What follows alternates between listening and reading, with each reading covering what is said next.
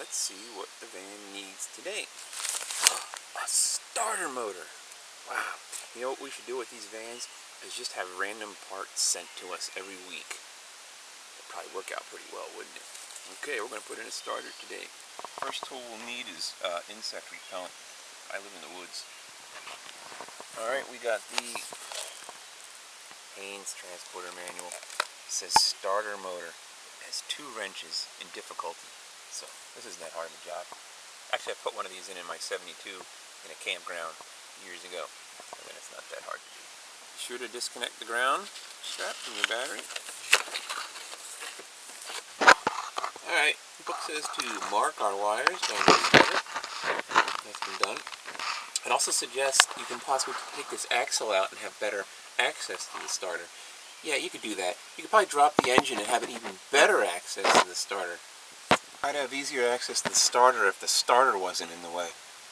That 15mm bolt in the bottom was just kind of tough because I can't get a socket in there, so I got an open-end wrench, a box wrench there, which took a little work. That's what I love about these Volkswagens. Whoever designed them. The bottom is a 15mm, the top is an Allen socket.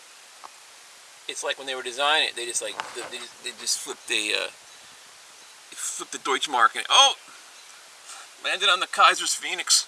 Let's use a Allen at the top. We last left off on Saturday, where I took out the old starter and opened up the box, discover the wrong starter. So it's just arrived today at my local auto parts store. It is the correct one. You'll note the bushing on here. Mine is still stuck inside, so we're not even going to try to get that out. We're going to take this off and just use the old bushing. Alright, installation is reverse of taking it out. The long bolt at the top of the starter with the Allen head on there and the 17mm nut. That's like impossible to get back on. I dropped the nut and lost it a few times. A lot easier if you could take off the throttle body, but I disconnected a few things, but it's back on now. Get yourself some emery cloth and clean up those connectors before you put them back on the starter.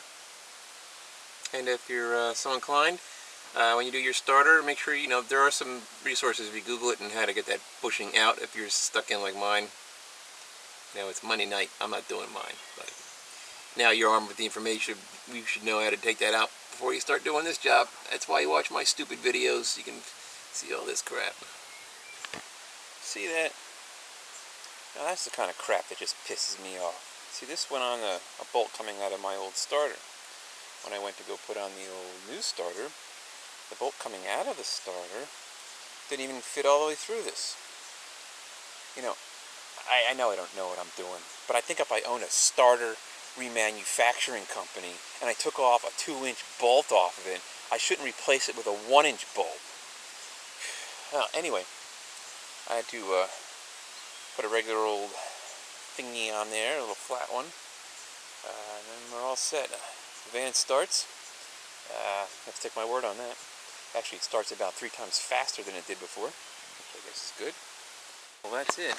So what would make this job easier?